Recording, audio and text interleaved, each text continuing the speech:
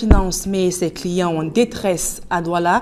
Plusieurs agences de Emex Finance sont fermées depuis lundi dernier. Aucune raison avancée pour expliquer cette cessation subite des activités, encore moins ses responsables portés disparus. Les clients de Emex Finance sont aux abois pour leurs épargnes. Mathilde Akemazo, Jean-Paul Chouniat.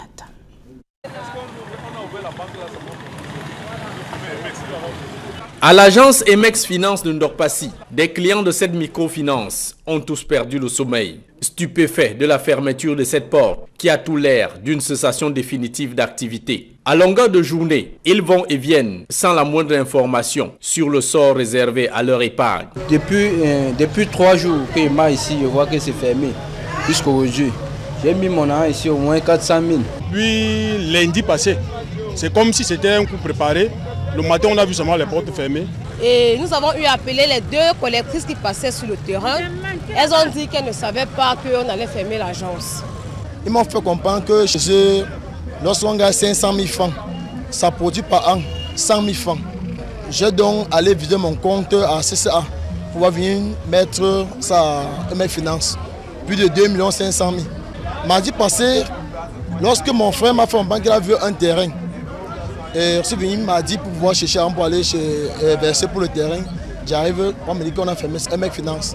Cette fermeture de porte depuis des jours les rassure de plus en plus que Emex Finance, comme d'autres microfinances bien avant, a réussi son coup. Il y avait des jours où tu arrivais, on te dit qu'il n'y a pas de lumière, alors que tout le voisinage avait de la lumière.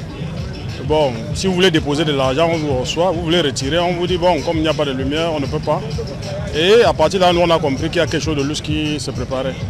Depuis lors, tous n'ont cessé de joindre sans succès les responsables qui avaient pourtant mis à leur disposition des numéros de téléphone. Quand on appelle les responsables, on ne les voit plus. Ceux qui venaient collecter de l'argent, on ne voit plus personne. Quand on appelle tous les numéros, aucun de ces numéros ne passe. Et nous avons eu à appeler les 2 collectrices qui passaient sur le terrain. Elles ont dit qu'elles ne savaient pas qu'on allait fermer l'agence. C'est un argent qui est collecté chaque 8 000 francs. En partant, on ne pas dire qu'on va fermer l'entreprise. Les agences de Ndorpassi, marché central, Bepanda Tonnerre, toujours fermées à l'heure qu'il est. Les épargnants ne savent plus à quel sens se vouer. J'ai même demandé, j'ai appris qu'ils ont déménagé. Comme je suis venu, je vous ai trouvé là. Je me suis dit que ils ont ouvert. Comme moi, je vois comme c'est fermé là, je ne sais pas. Je suis moi dépassé, là où je suis. On est allé à l'agence du marché central, on a constaté que c'était fermé. Ici à Dakar, fermé. Donc c'est un coup bien préparé, on peut dire que c'est de la fémania pure et simple. Donc on ne sait pas quoi faire. On demande un gouvernement qui vient en aide pour nous. Pour ce genre de faire les microfinances qui vont arnaquer les jeunes comme ça là. J'ai un peu plus travailler posément dans son pays. Tu travailles le matin, on vient vous flatter, on peut avoir comme ça. Ça nous fait mal. Ça nous fait mal.